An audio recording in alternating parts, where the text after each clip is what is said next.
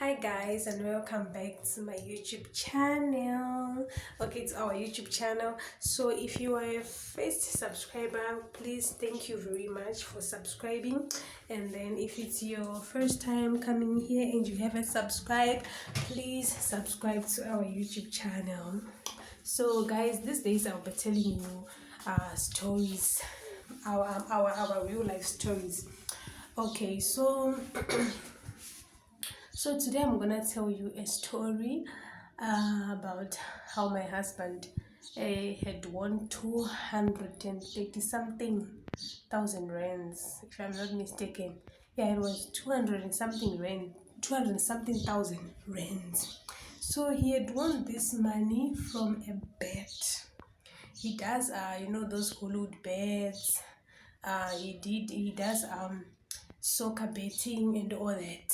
So that is what he does, not for a living of course, but for just trying to catch some extra money. But he does work. So in 2018 he won 200 and something thousand rands. And then when he won the money, it was in April 2018 April. And then he won the money, and then we decided to go back home. We didn't actually decide to go back home that time because we had plans, a lot of plans. When you're a person, you just switch some things. You are like, okay, when I get money, I want to do this with my money. I want to do this. I want to build this. I want to do this kind of business. But um, it turns out it didn't go that way because we had, some people who were threatening us. If you don't go to Zim, they're gonna steal that money, they're gonna do this, or they're gonna take your kids, and then they'll be blackmailing you to give them the money because we were too, young and all that. We were too scared. Me and my husband were too scared, and then we were like, you know what? Let's just go home, back to Zim. And then we didn't even think like, okay, if we go back to Zim now, what are we going to do? Because this money is not as much as people think it is, you know. And then we were like, okay, let's just go because it wasn't safe. We almost thought of changing a place to stay, of course, but it didn't work. So we went to Zim, and that was obviously the worst mistake that we ever did. We went back to Zimbabwe and we stayed at Zim. When we went there, we before we could like stay for like a week, my husband, okay, you went to my father's place, to my family, of course, because we just started staying together at it was 2017. And then when we went home 2018, when God blessed us with some money, he then had decided to pay lobola for me. And then he did pay the lobola at my family in May. And then um we then planned. We didn't like plan. I was like uh, giving my husband some suggestions, like, okay, why don't we build a house? When you stay in the rural areas, houses, they are not so expensive or anything like that, because you don't have to buy like a lot of materials.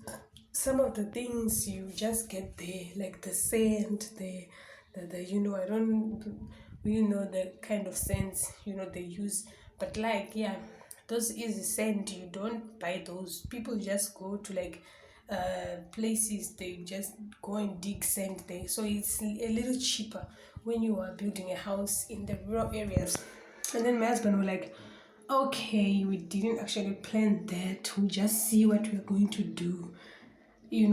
So yeah, I just let it slide. And then he decided to do that machine that you use to make mealie meal using maize. Yeah, you use maize, and then you use to make mealie meal, the one we use to cook pap. So he had bought that machine. I don't know what it's called in English, but in our language we call it chigayo. So he bought the machine, and then the machine was like, going on and off, sometimes on and off, and it will die sometimes, and then after breaking up, they will have to go and buy some other parts because the other parts were like not functioning well anymore. So it was a lot of money that was being taken from our bank to fix that machine, and it was not even bringing much money as we thought because it wasn't at the shops, it was at the yard. So, so apart from that, he also bought a lot of cows. Well, that was his thoughts with his brothers. Of course, they thought to buy like cows, and I know that some people in the village, they have this mindset of saying, okay, when you buy cows, a lot of cows, that's a bank. But you need to think also that when like cows catch a sort of disease or sickness, they die, and that's like money that you are losing. So yeah, they bought a lot of cows. They were like 30 something or 29. I don't remember clearly because it's been a lot of years, 6 years back. I don't remember very well. So they bought the cows, and then we had like a lot of cows. To be honest, from there things just started to fall apart. Guys, we like with this money, the only thing that someone can just ask us, what did you use the money for? Would only tell you that we bought the cows and that machine. It's already broken right now, it's not even working. And if you ask us now, where are the cows? We only have like one cow left in that cow what we are only left with one cow now, 2025. Like we own absolutely nothing. Like the money just went into thin air just like that. The cows, some of them were just dying, catching sickness, diseases, and then they were just dying, and then other cows were just being sold. Like it wasn't even making sense. The situation was just not making sense. And then we lost a lot of money, guys. We don't know how it happened, but I'm also confused. If someone can ask me right now, I wouldn't even know how to answer you because I'm also confused. We lost a lot of money and into thin air. Coming back to SA, and I was even pregnant when we thought of coming back. It was 2019. It was 2020 when I came back. So remember, we went home 2018. We had such a huge amount of money, and then in 2020 we came back with absolutely nothing. But we were owing people back home. Like my husband was the first one to come, and then he had to come and start looking for a job again, living in an empty room. We only had like a one blanket, and then I came back after a month. I was just living in an empty room, sleeping on the floor. I had to give birth to my second baby. We were sleeping on the floor, living in an empty apartment.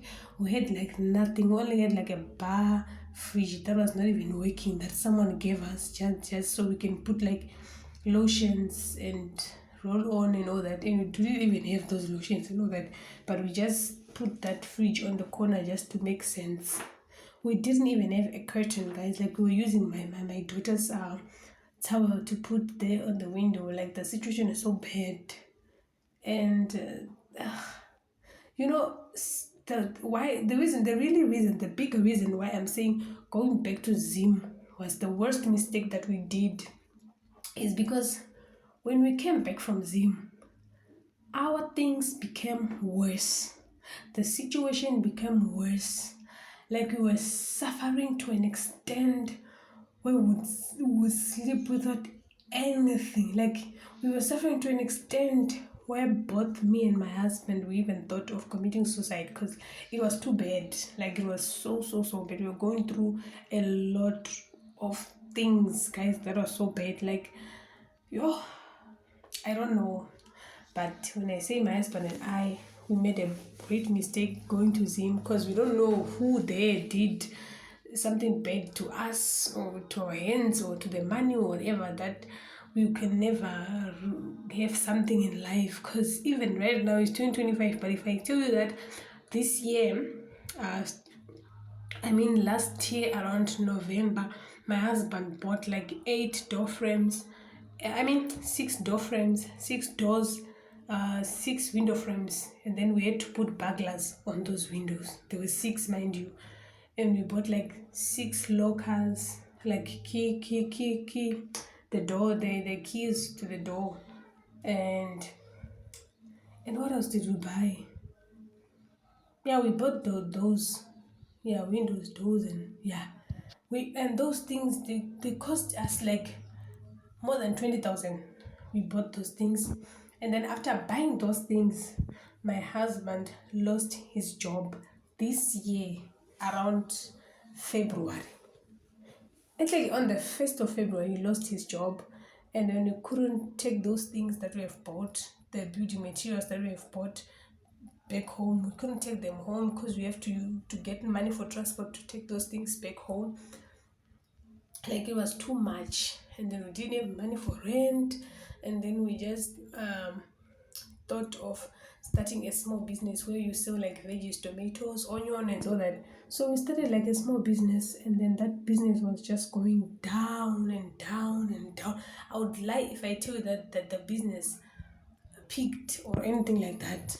It was just going down, and then we went down to the point where we didn't even have one rent, and then we left that business.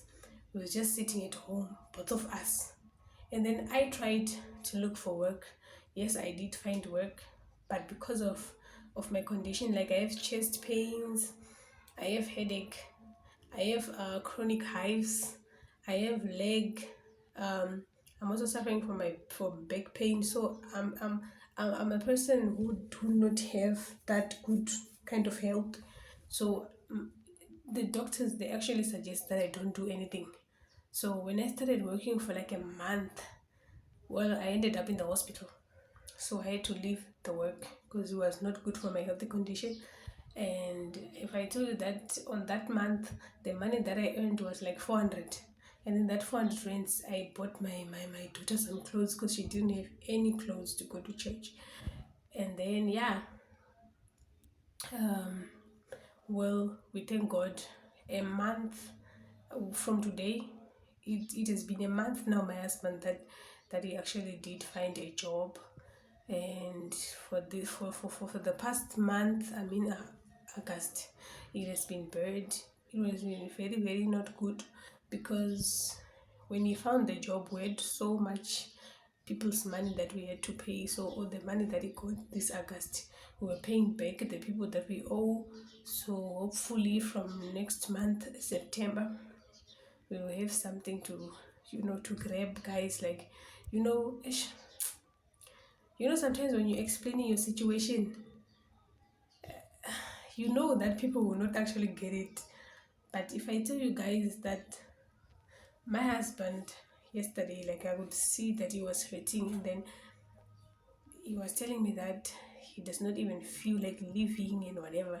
And then I was like praying with him, and I was like, counseling him, and like trying my best, because the only way that I can help him is like pray for him, pray with him, counseling him, trying some, nice tricky words just to comfort him.